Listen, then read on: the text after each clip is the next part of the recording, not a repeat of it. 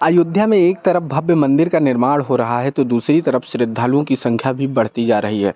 श्रद्धालुओं की संख्या को देखते हुए अयोध्या के व्यापारियों के चेहरे पर एक तरफ जहां खुशी है तो दूसरी तरफ उनके व्यापार पर सड़क मार्ग चौड़ीकरण की वजह से असर भी देखने को मिल रहा है।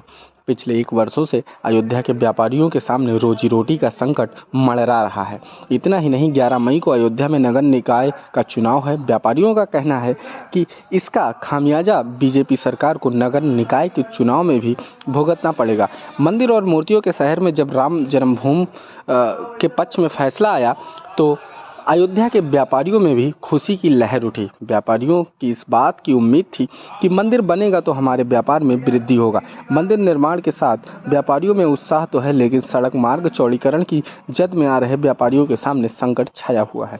व्यापारियों ने प्रशासन पर आरोप लगाते हुए कहा कि पिछले 1 वर्षों से कई मेला बीत गया, लेकिन हम लोग का व्यापार अच्छे से नहीं हो पाया।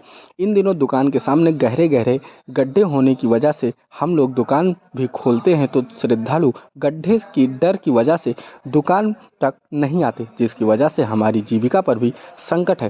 प्रशासन के लोग ना ही कभी हम लोगों से पूछते आते हैं और ना ही तेज गति के साथ नालियों का निर्माण कर रहे हैं। वहीं जब इस पूरे मामले पर वरिष्ठ अधिकारियों से बात की गई तो एडीएम प्रशासन अमित सिंह ने बताया कि व्यापारियों को थोड़ी बहुत दिक्कत तो हो रही है, लेकिन यह दिक्कत जल्द दूर की जाएगी। ये साल भर से ये जो है खुदाई का काम अयोध्या भर में चल रहा है।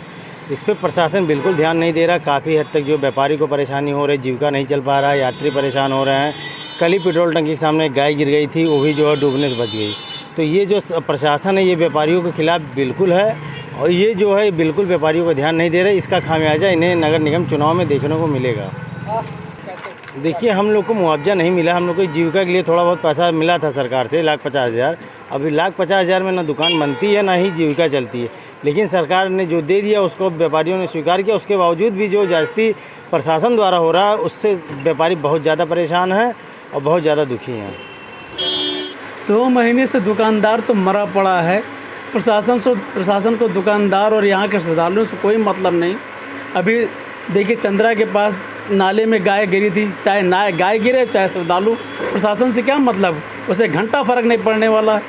क्या फ़र्क पड़ेगा उसे? श्रद्धालु मरे, गाय मरे, आम दुकानदार मरे, जाए तो जाए कहाँ दुकानदार आखिर? किससे शिकायत करे? विकास तो हो रहा है। विकास करने का मतलब अब यहाँ के लोगों की जीविका कैसे चल रही? 2 महीने से प्रशासन ने पूछा, प्रशासन ने क्यों कैसे खा रहा है? यहाँ अयोध्या के लोगों का भरण पोषण मेले के आधार पे होता है, मेले की वजह से होता है। पूरा मेला लोग नहीं कमा पाए, लोग यहाँ से कैसे भरण पोषण? कभी प्रशासन ने पूछा, जानकारी नहीं लिया। क्या करे दुकानदार, कहाँ जाए? जीविका क्या जीविका न मेले में 1 पैसे का सहारा हुआ। अब तो कोई ग्राहक आना ही नहीं चाहता। आगे गड्ढा पीछे गड्ढा, आए तो आए कैसे? तमाम दुकानें बंद हैं और नेता चुनाव में अपने आप में मस्त है, कोई पूछने वाला नहीं है।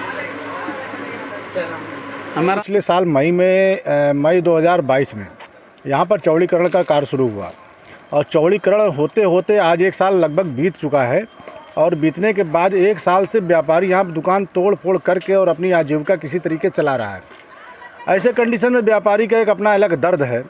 अपने परिवार का भरण पोषण करना और व्यापार करना दोनों बहुत बड़ी बात है।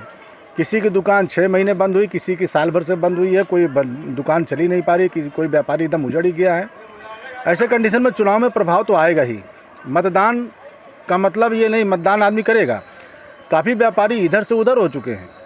मेरे कहने का प्रशासन इस पर ध्यान नहीं दे रहा है कि मतलब ये हो गया कि वास्तविक रूप से व्यापार यहाँ तो प्रभावित है ही है। नालियाँ खुद गई हैं, गड्ढे खुद गए हैं, उसके बाद यहाँ पे डक्ट बने हुए हैं। आए दिन कोई ना कोई दुर्घटना होती रहती है। व्यापारी किसी तरीके से उसको अपना मैनेज करके काम चल रहा है, लेकिन 1 साल से काम लंबित है और यहाँ पे व्यापारी बहुत परेशान है।